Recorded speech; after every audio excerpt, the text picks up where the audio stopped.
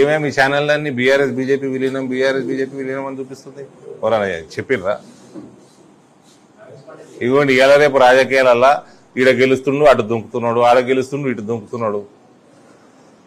కల్వకుంట్ల చంద్రశేఖరరావు, కేటీఆర్, కవిత ఈ ముగ్గురికి బీజేపీ తోటి జీవితాంతం ఎటువంటి సంబంధం ఉండదు. క్వశ్చనే లేదు. ఇక వేరే వాళ్ళు ఎటు దుంకుతారో ఎటు పోతారో అవన్నీ నడుస్తూనే. ఆల్రెడీ కాంగ్రెస్ విలీనమైంది కదా, కాలేదు ఎమ్మెల్యేలు. ఒక ఎమ్మెల్యే అయితే పోయి ఎంపీ నిలవాడే కాంగ్రెస్ టికెట్ మీద. మళ్ళీ మీరు బీజేపీ బీఆర్ఎస్ విలీనం అంటారు ఏంది? మీ ఛానళ్ళు మీరేనా విలీనమైనరా? అక్కడ ఎమ్మెల్యే పోయిండ్రు, కాంగ్రెస్ లో జాయిన్ అయ్యిండ్రు. అంతకుముందు కాంగ్రెస్ వాడు పోయిండు, బీఆర్ఎస్ లో జాయిన్ అయ్యిండు.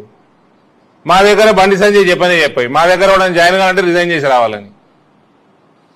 వీళ్ళు ముగ్గురు ఈ ట్రిపుల్ కే అవుతున్నదో కేసీఆర్, కేటీఆర్, కవిత సచ్చినా కూడా వీళ్ళు బీజేపీ దగ్గర రానియరు.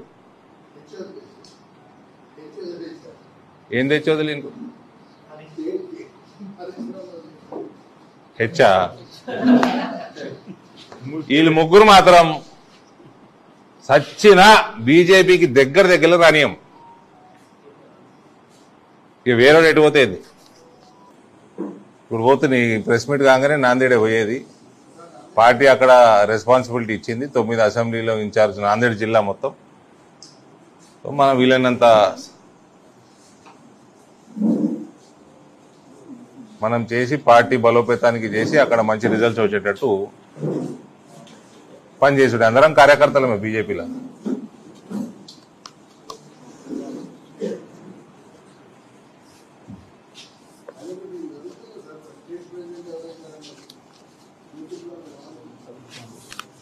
ఎలక్షన్లు గెలిపించేటోడు స్టేట్ ప్రెసిడెంట్ కావాలి.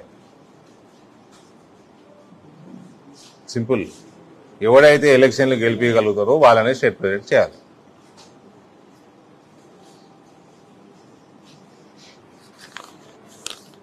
ఇది వేరే అవసరమే లేదు,